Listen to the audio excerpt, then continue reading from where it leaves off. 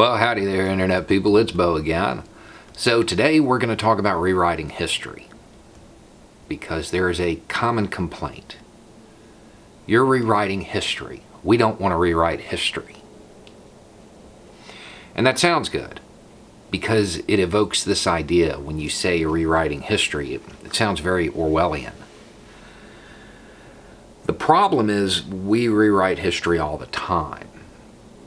As we gather more information, as we get a clearer picture of what happened, history gets rewritten.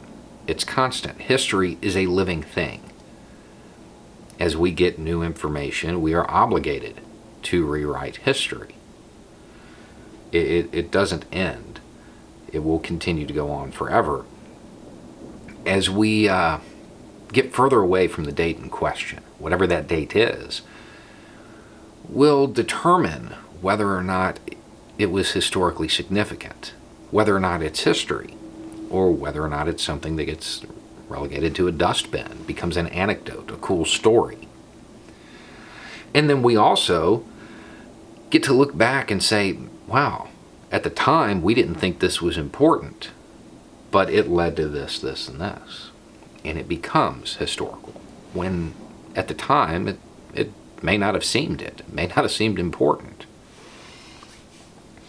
As near as I can tell, there are two types of people who say this: don't rewrite history.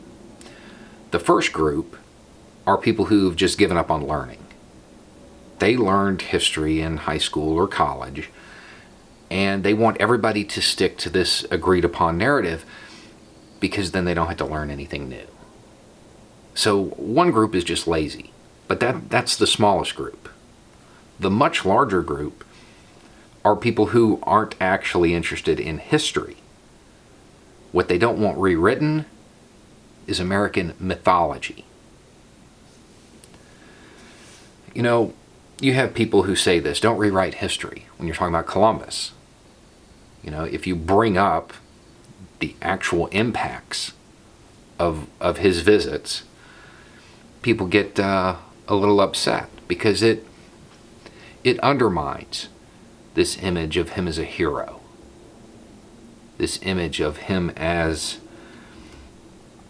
this great person. The reality is, historical figures are people.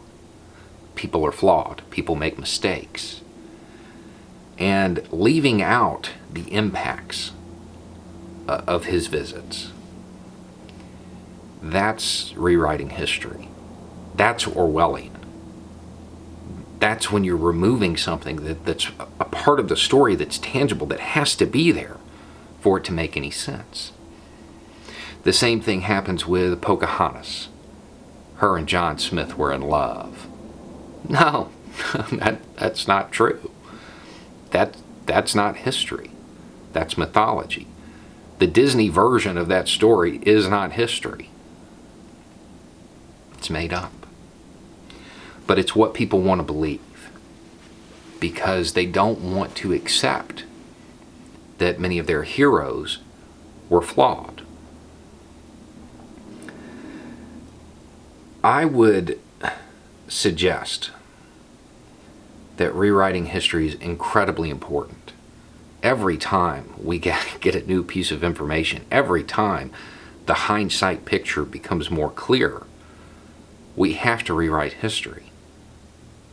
I would suggest that it's the only way to write a positive future, because history doesn't repeat.